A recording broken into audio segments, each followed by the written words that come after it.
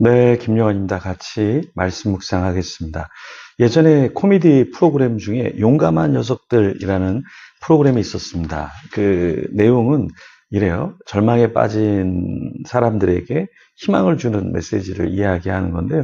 늘 반복해서 하는 랩이 있습니다. 그게 뭐냐면은 기다려. 그리고 준비해. 요 용감한 녀석들. You got me crazy. 한숨 대신 함성으로, 걱정 대신 열정으로, 포기 대신 죽기 살기로. 우리가 바로 용감한 녀석들. 뭐 이렇게 하면서 제가 랩을 잘 못해서 그렇지 굉장히 흥있게 이 이야기를 합니다. 한숨 대신 함성으로, 걱정 대신 열정으로, 포기 대신 죽기 살기로.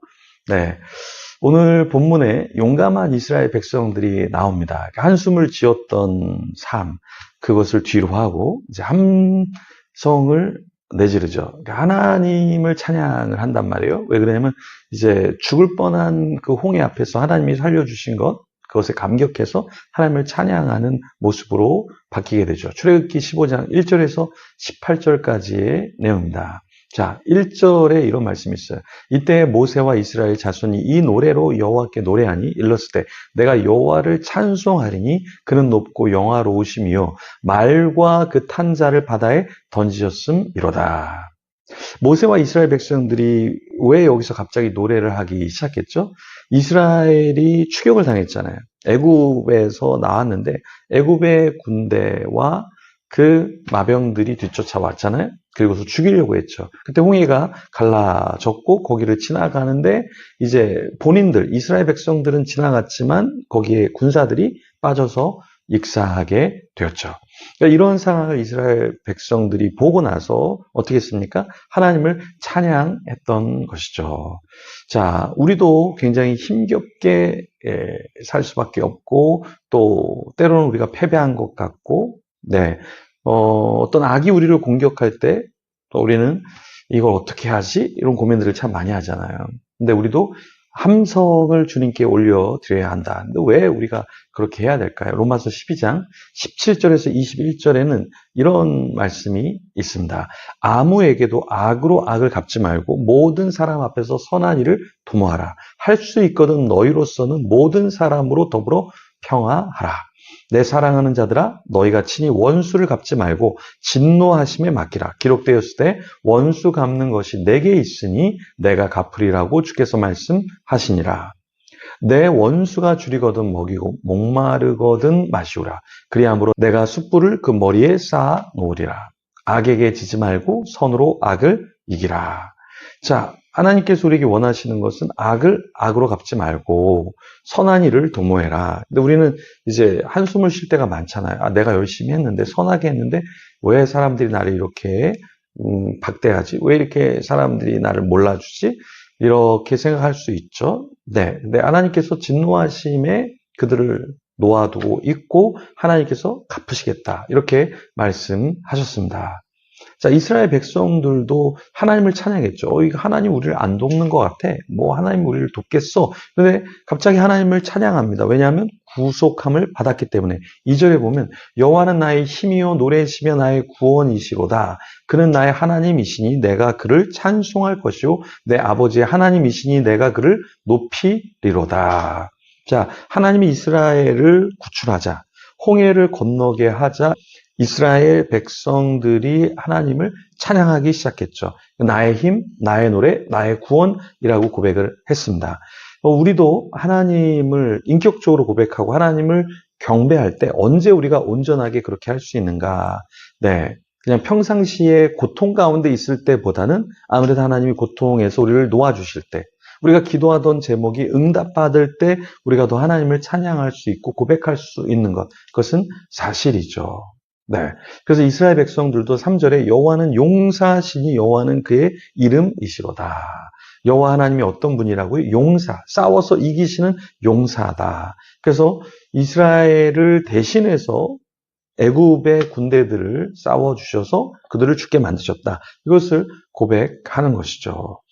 그 이스라엘이 구체적으로 고백하는 내용이 뭐냐면 4절과 5절에 그가 바로의 병거와 그의 군대를 바다에 던지시니 최고의 지휘관들이 홍해에 잠겼고 깊은 물이 그들을 덮으니 그들이 돌처럼 깊음 속에 가라앉았도다.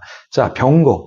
그 마병이 무너져 버리고 물에 빠져 버리고 네. 그리고 아무런 힘을 쓰지 못하는 것을 목도했죠. 거기다가 최고의 지휘관들이 홍해에 잠겼고라고 말하고 있는데요. 이스라엘의 지휘관들보다 애굽의 지휘관들이 훨씬 더 투구나 갑옷 면에서 더 대단했겠죠. 그런데 그런 지휘관들이 어떻게 되는 걸 봤습니까? 홍해에 빠져 죽는 것을 보았죠. 그러면서 하나님이 어떻게 그들을 도우시는가를 목도하게 되었던 것이죠. 6절에 여호와여 주의 오른손이 권능으로 영광을 나타내시니이다. 여호와여 주의 오른손이 원수를 부수시니이다. 자, 여호와 하나님의 손, 그 손 중에 오른손, 그 오른손이 권능으로 영광을 나타내신다. 이렇게 말하고 있어요. 그리고 여호와여 주의 오른손이 원수를 부수시나이다. 완전히 부숴버리는 것을 이스라엘 백성들이 알게 되었던 것이죠. 자, 우리도 마찬가지입니다. 우리도 하나님이 어떻게 우리 삶 가운데 역사하시는가 이것을 꼭 목도하면 좋겠습니다. 그래서 인격적으로 더 주님을 찬양하면 좋겠습니다.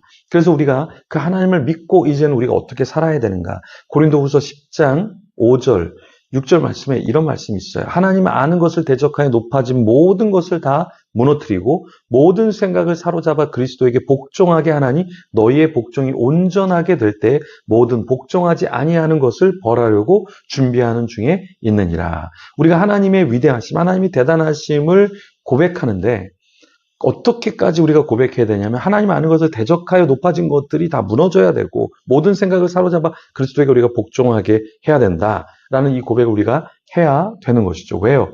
우리가 그렇게 하지 않으면 그러면 결국에 우리도 심판을 받게 되고 하나님의 벌, 그것이 우리 위에 임하니까 하나님이 그 벌을 준비하고 계시니까 우리도 멸망당하지 않아야 하겠고 그리고 우리가 또 하나님과 함께 해야 하는 자들을 각성시켜서 그 하나님을 고백해야 하겠죠.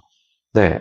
왜요? 그렇게 하지 않으면 그들이 이 복종하지 않는 자들을 하나님이 심판하신다고 했으니까 그들이 돌이켜서 하나님을 찬양할 수 있도록 해야 하는 것이죠. 그래서 우리도 신앙생활을 잘하지만 우리 곁에 있는 사람들도 신앙생활을 잘하게 해야 하는 이유가 바로 그것이죠. 그래서 우리도 하나님의 구속함, 구출함을 경험하고요. 인생에서 어떤 중독이나 우울이나 상처에서 빠져나와야 되겠고요. 인생의 고난 가운데 빠져나와. 그래서 그 빠져나온 뒤에 하나님을 더 찬양하고 우리뿐만 아니라 우리 주위에 있는 사람들도 하나님을 찬양하게 하면 너무나 좋겠습니다. 먼저 우리가 그 주님을 고백하고 찬양하면서 나아가고요. 우리 주위에 있는 사람들도 하나님을 찬양하고 경배하며 인생을 살면 좋겠습니다. 우리 같이 그런 우리의 삶이 되도록 우리 기도하며 하나님 앞에 나아가겠습니다.